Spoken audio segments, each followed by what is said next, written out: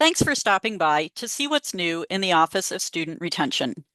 In today's episode and the next episode of Retention in Action, I'll walk you through some of the ways our campus community uses the Navigate platform to support student success. Today, I'll focus on report campaigns. In the next episode, I'll focus on ad alerts. If you haven't spent much time in Navigate, I invite you to log in and look around. You can log in to Navigate in one of three ways: through the UWSP Logins page, through the sidebar menu of the Canvas page of any course you teach, or through the UWSP Navigate info page at uwsp.edu/navigate. Be ready to submit MFA authentication when you log in to Navigate. If you teach a course that serves primarily first-year students, you may have already participated in one of the Navigate progress campaigns administered by University College. These campaigns are an easy way for you to notify campus support units like the Tutoring Center, the Disability Resource Center, or the Financial Aid Office that one of your students would benefit from a little extra support.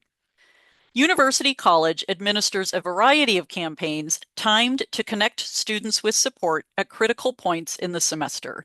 This means that we administer one campaign in each of the following weeks: 2, 3, 5, and 10. The Week 2 and Week 10 campaigns are administered in 8-week courses. These campaigns allow instructors to report concerns early in the course about students who are struggling with attendance, participation, or homework submission. The Week 3 and Week 5 campaigns are administered in 16-week courses. The Week 3 campaign is designed to collect information about students who are struggling with attendance specifically. The Week 5 campaign casts a wider net, collecting information about students who are struggling with any issues in your course, from attending class regularly to comprehending course content. If you teach one of the courses included in these campaigns, you probably know that you will receive an email message at the start of the second, third, fifth, or 10th week inviting you to participate in the campaign. The message looks something like this. I've redacted personally identifying information from this sample message, but you will see a message without all the personal information redacted. You can see that there's a link about halfway through the message. This link goes directly to your class roster or rosters. You probably won't need to log in to Navigate or use your MFA authenticator if you access your roster using this link while you're on campus. But you may need to log in and use your MFA authenticator if you access your roster off campus. You can also access your class roster through Navigate. When one or more of the courses you teach is actively involved in a campaign, you'll see a message in a yellow banner at the top of the screen when you log in to Navigate. Click on the Fill Out Progress Reports button inside this yellow banner to access your rosters. Once you've accessed your roster or rosters, you'll see a screen that looks something like this.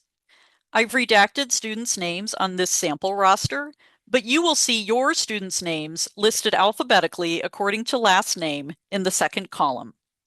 You need to focus only on those students about whom you are concerned. So if one of your students is struggling with homework or attendance or just generally seems to be struggling, look for that student's name in the second column, and then come over to the third column and use the radio buttons to indicate whether or not the student is at risk to fail your class.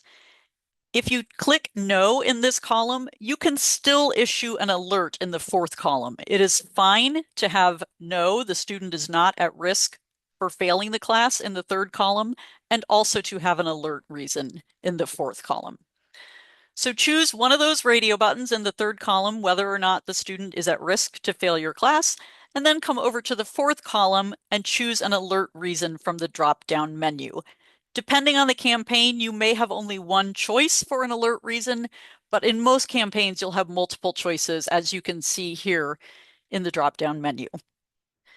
Now, you can leave a comment in the fifth column if you would like, but do be aware that students do not see these columns.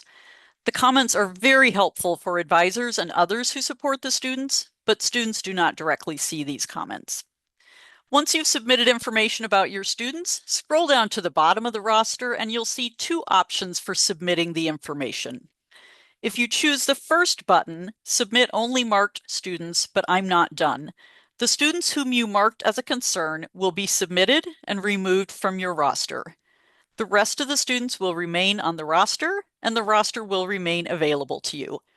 This is a helpful option if you're worried about one or two students, but you're not sure that you need to be worried. For example, maybe you want to see if their attendance patterns change, or you want to see how they do on the first quiz.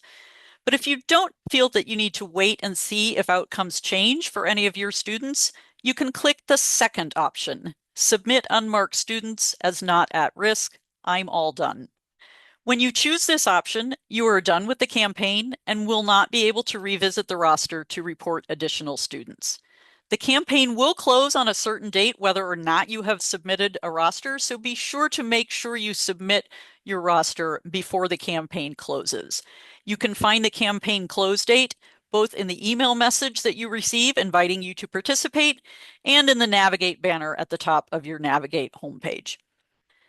After you've submitted the completed campaign report, University College staff can easily identify those students who need support and can conduct outreach to these students through advising, the tutoring center, the retention specialist, or other appropriate support units.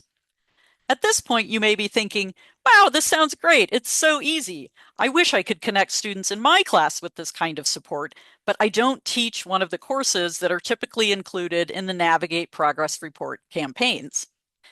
That's okay. You can still use Navigate to issue an alert on any undergraduate student. Tune in on September 25th to find out how. In the meantime, thank you for all you do to support student success. I hope the semester is off to a great start for you and all the students you work with.